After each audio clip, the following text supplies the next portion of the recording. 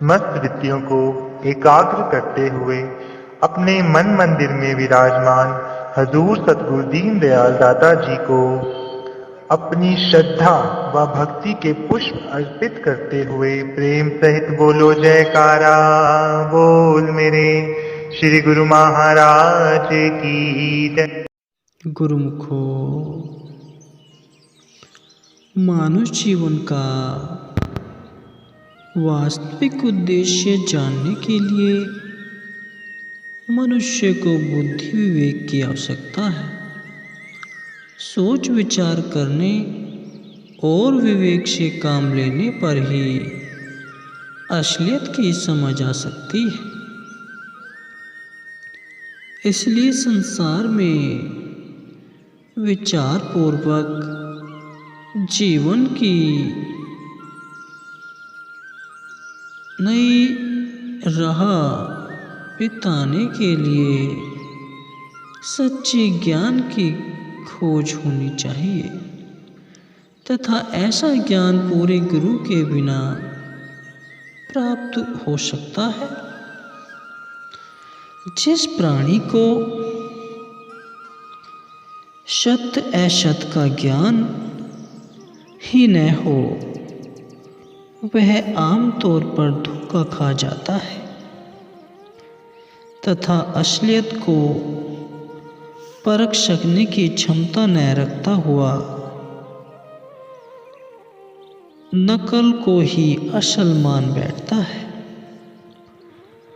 अतएव धोखे से बचने हेतु सत्य असत्य का ज्ञान होना आवश्यक है। वास्तव में इसी को ही जानना है।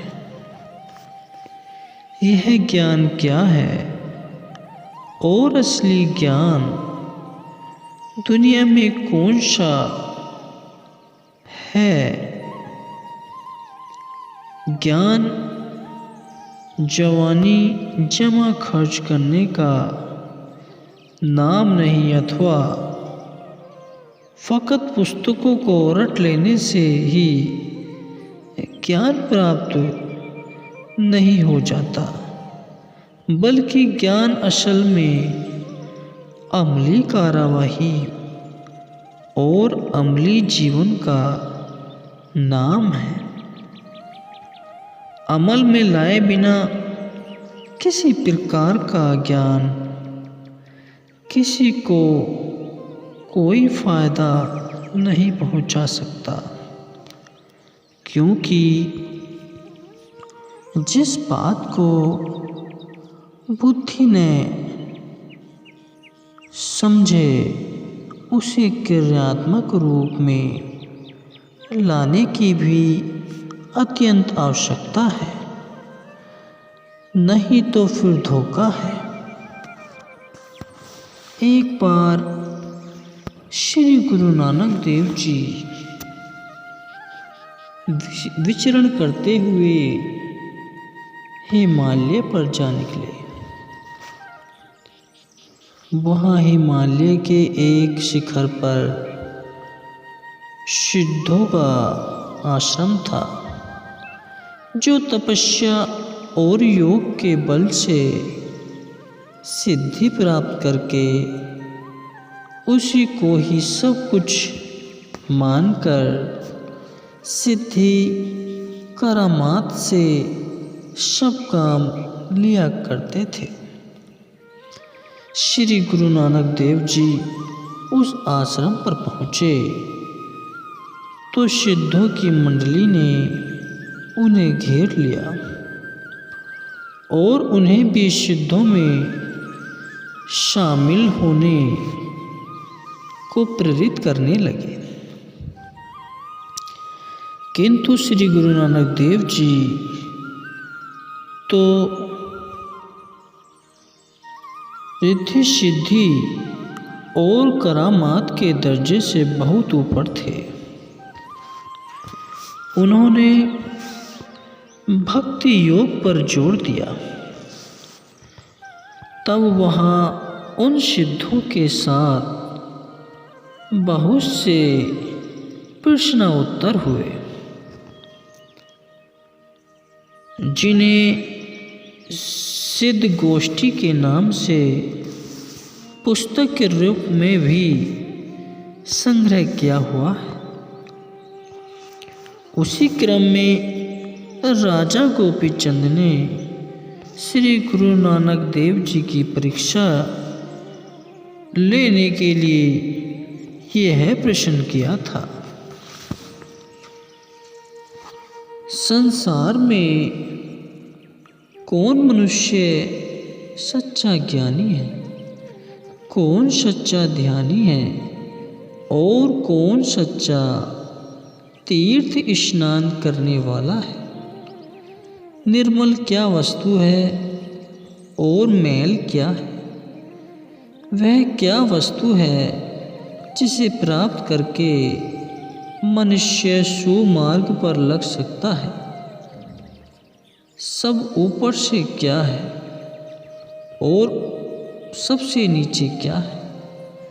मनुष्य के भीतर में मौजूद रहने वाला रूहानी प्रकाश या आत्मिक ज्योति किस उपाय से प्रकट हो। राजा गोपी चंद भी कहते हैं कि हे नानक, तपेश्वर जीवा को कौन सा जाप करना चाहिए जिससे अमर तत्व या वास्तविक जीवन प्राप्त हो। तब श्री गुरु नानक देव जी ने इसका उत्तर इस प्रकार दिया। सबसे बड़ा ज्ञानी वह है जो गुरुमुख है, जिसने गुरु उपदेश के द्वारा झूठी ममता को चित्त से हटाकर सत्य वस्तु नाम, भक्ति, प्रेम और परमार्थ में मन लगाया है। सच्चा ध्यानी वह है जिसकी सुरती सदा अपने ठिकाने पर रहती है और कभी इधर उधर नहीं भटकते। गुरु का दर्शन पाना ही सच्चा तीर्थ स्थान है, क्योंकि श्रद्धा सहित गुरु के चरणों को स्पर्श करने से ही जीव के सभी पाप धुल जाते हैं। गुरु का वचन ही निर्मल वस्तु है, जिसमें किसी प्रकार की तनिक मात्र भी माया और मलिनता की मिलावट शामिल नहीं। पूरे गुरु के वचन के बिना जीव के अंदर की मैल हरगिज नहीं काटी जा सकती। और जो पूछा है कि किस वस्तु को पकड़ लेने से जीव सुमार्ग पर चल सकता है, तो इसका उत्तर यह है कि जो कोई गुरु उपदेश लेकर अमली कमाई में लगा रहता है, वह सब प्रकार के बंधनों से आज़ाद होता हुआ सीधा धूढ़धाम या निज देश में जा पहुंचता है, जो कि रूह आत्मा का स्थली स्थान है। और उसके रास्ते में किसी प्रकार की रुकावट या कठिनाई नहीं आती। ऊपर से सच्चे मालिक का हुक्म है और सबसे नीचे भी यही मालिक का हुक्म ही है। जिसने मालिक के हुक्म को पहचान कर मान लिया, तो उसके अंदर में आत्मिक ज्योति प्रज्वलित हो उठती है। अर्थात जिसने मालिक की मौज और इच्छा में सर झुकाया है तथा जो अपनी अहंता और ममता को त्याग कर सच्चे मालिक की इच्छा अर्थात सद्गुरु की मौज को मानता है, वही अपने अंतर में प्रकाश और मालिक की ज्योति देख सकता है। श्री गुरु नानक देव जी फरमाते हैं कि हे राजा गोपीचंद जी, सुनो, मोह माया के सभी बंधनों को काटने के लिए सच्चे मालिक इष्ट देव पूर्ण गुरु के सार शब्द का जाप करना ही वह असली जाप है, जिसको जपा जाप भी कहते हैं, जिसे करना चाहिए। ऊपर कहे शब्दों में सद्गुरु और सत्पुरुषों ने ज्ञान का एक भंडार खोल कर रख दिया है, जिसकी व्याख्या में कई पुस्तकें लिखी जा सकती हैं। ज्ञान का अर्थ ही यही है कि सत और असत का विवेक हो, अर्थात प्रथम इस बात की परख हो कि प्राप्त करने योग्य सार वस्तु क्या है तथा त्याग देने योग्य असार और अनित्य पदार्थ क्या है।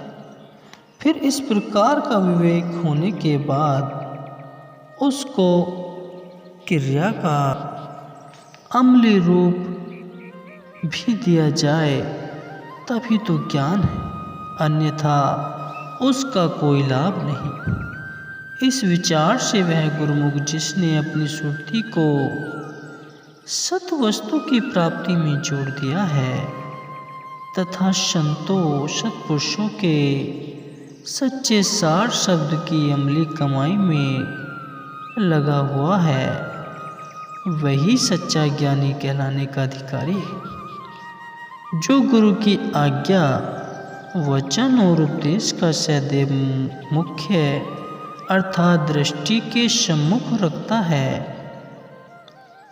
और सर्वोत्तम जानता है, वही गुरुमुख है। ऐसे गुरुमुख के समान दूसरा कोई ज्ञानी नहीं हो सकता। वैसे तो चाहे कोई अनेकों ग्रंथ पढ़ ले, शास्त्र और धार्मिक पुस्तकें रट ले, तो भी जब तक क्रियाशील न हो ज्ञानी नहीं बन सकता। किंतु यदि संतों के उपदेशानुसार क्रियाशील जीवन है, तो चाहे वह अनपढ़ भी हो, वह सच्चा ज्ञानी कहला जा सकता है। आज की वीडियो कैसी लगी? वीडियो को लाइक करें, कमेंट करें और चैनल को सब्सक्राइब करें।